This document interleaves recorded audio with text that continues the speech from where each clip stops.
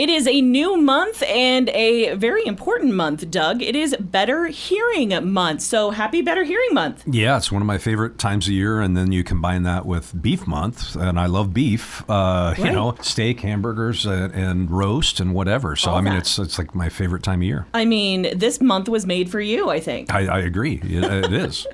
So what do we do in Better Hearing Month? I know you're also celebrating kind of an anniversary. There's a couple different things that people may not know. Obviously, you're an audiologist, but at the same time, you had to get a dispensing license. Yeah, and people are confused by that. It comes up all the time in the clinic and when I'm seeing folks. Historically, audiologists, obviously, we have at least a master's degree, and audiologists that graduate now have a doctoral degree in audiology, and we do a lot of training in college with hearing instruments and hearing aids and fitting them appropriately. But a lot of states, for whatever reason, would also require audiologists, if they were going to sell hearing aids in a state, to get a dispensing license, a hearing aid dealer license, basically. So sure. I had dual licensure for 29 years. So in 1996, 30 years ago, I was actually got my dispensing license. I got it in my graduate school career. I was working for another audiologist, and I was going to come back to Atlantic and work for him. And so he wanted me to get a dispensing license as I was going to school, so I could come home on the weekends or on holidays or in the summer and work for him. And so I've actually been working with hearing instruments and had a license to sell hearing aids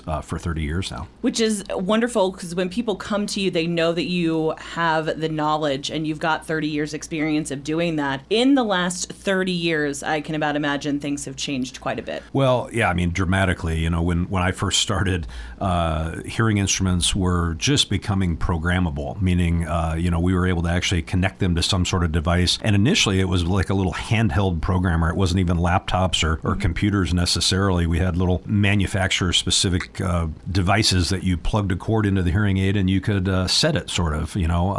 Nowadays, everything's wireless, everything's digital, everything is programmable. It's just the norm. But when I started 30 years ago, that was kind of a new thing. And we were able to customize the hearing aids more for people. Before I did that, before I started, you would have to order the hearing aids from a manufacturer set for that specific hearing loss, and they would send them to you. And then if something changed, there wasn't a whole lot you could do to change it. Nowadays, we can customize those with patients. If their hearing gets worse, we can reprogram them. We can give them program settings for different environments they go into.